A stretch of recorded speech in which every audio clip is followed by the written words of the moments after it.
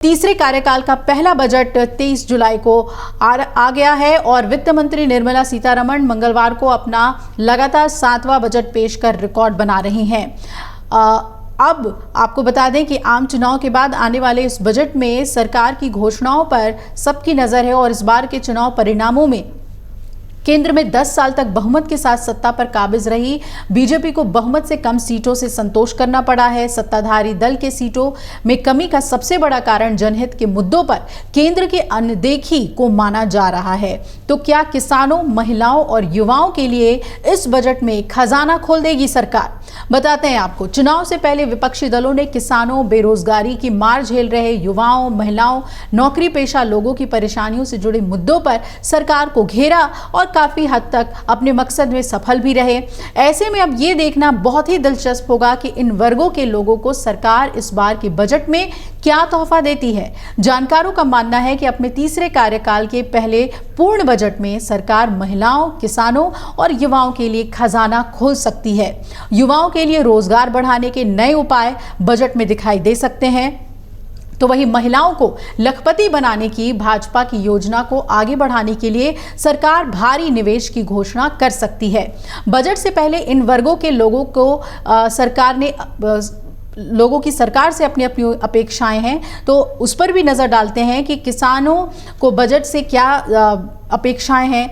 ये जानने से पहले ये जानने की कोशिश करते हैं कि इसी साल फरवरी में पेश किए गए अंतरिम बजट में किसानों के लिए क्या क्या घोषणाएं की गई थी।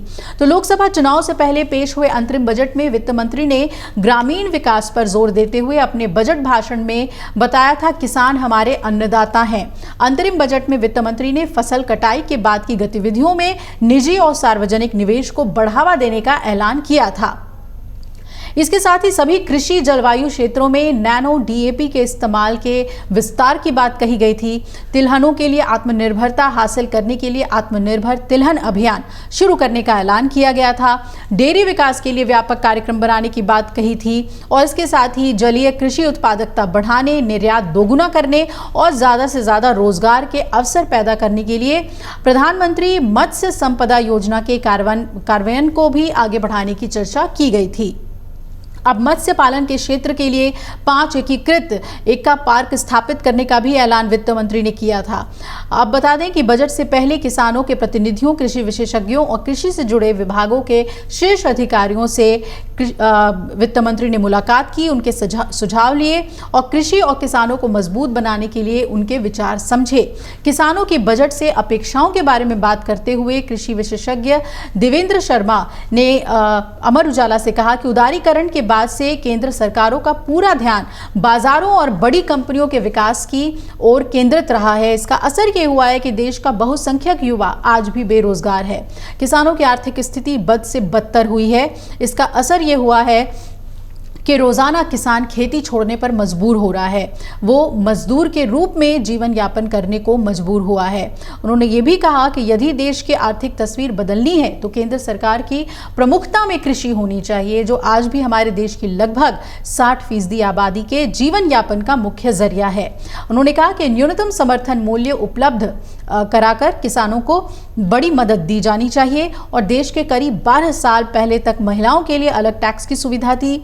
इसमें महिला करदाताओं के लिए इनकम टैक्स में बेसिक एग्जम्पशन लिमिट जो है वो पुरुषों की तुलना में थोड़ी ज़्यादा होती थी, यानी महिलाएं पुरुषों की तुलना में कम टैक्स चुकाती थी। लेकिन कांग्रेस सरकार ने वित्त वर्ष 2012-13 में इस प्रणाली को खत्म कर दिया था।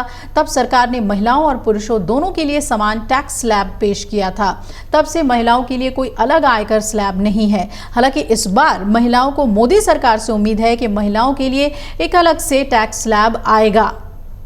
सरकार से जुड़े सूत्रों का यह भी कहना है कि महिला वोटर को ध्यान में रखते हुए सरकार महिला करदाताओं के लिए अलग से टैक्स स्लैब ला सकती है, यानी उन्हें अलग और ज्यादा छूट बजट में इस बार मिल सकती है। अभी नई कर व्यवस्था में 7 लाख तक कोई टैक्स नहीं होता है, अब सरकार इसे 8 लाख रुपए तक कर सकती है। अगर आप ये वीडियो YouTube पर देख रहे हैं तो हमारे चैनल को सब्सक्राइब करें और बेल आइकन को दबाना ना भूलें। अगर आप Facebook पर ये वीडियो देख रहे हैं तो हमारे पेज को लाइक करें।